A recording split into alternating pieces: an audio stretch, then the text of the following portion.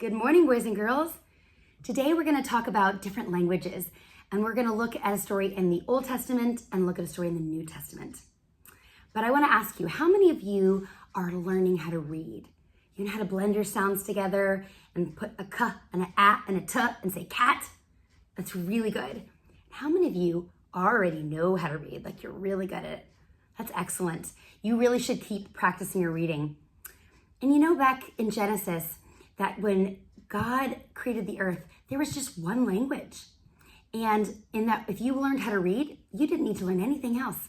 You wouldn't have to learn any of the foreign languages because there weren't any. There was just one language. And so the peoples of the earth gathered together and they decided, we want to make our name great. And we want to do that by building a tower all the way to heaven. We don't want anyone to forget who we are. So they started to make plans and build for themselves a tower. I want you to pretend these are bricks. They made bricks. And it was pretty easy because they all spoke the same language. And they had no trouble until God said, I don't want you to do that. And so he stopped them building.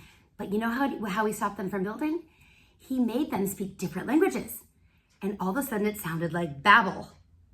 And that's what we call this, the Tower of Babel. They were not able to tell each other where to put the blocks anymore because they didn't understand each other. The Tower of Babel was not able to be finished. And God scattered the peoples all over the earth. And we have different languages all over the earth now. Now, if we fast forward to the New Testament, Jesus has now arisen. He is walked around the earth with his disciples for 40 days. And he's ascended back into heaven and given his disciples a mission to go and tell the world all about him and make more disciples. And so they begin to do that. But he tells them to do it to all the nations. Now, all the nations speak a lot of different languages, don't they? And so one of the other things that God had promised, that Jesus promised, is that he would send a helper. And so after those 40 days, the disciples go and they wait. And they wait for the Holy Spirit.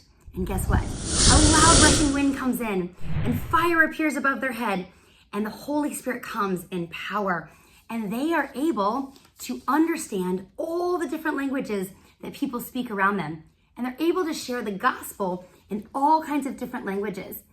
And this is some fire and wind to remind us of how the Holy Spirit came and how he helped them understand all these different languages. Do you see in here, there's the word Holy Spirit in English, but all kinds of different languages. But this all says Holy Spirit. And they were all able to understand each other because the Holy Spirit helped them to do that. And on that day, that Pentecost, we call that Pentecost, that day, they were able to share Jesus and 3,000 people believed in him.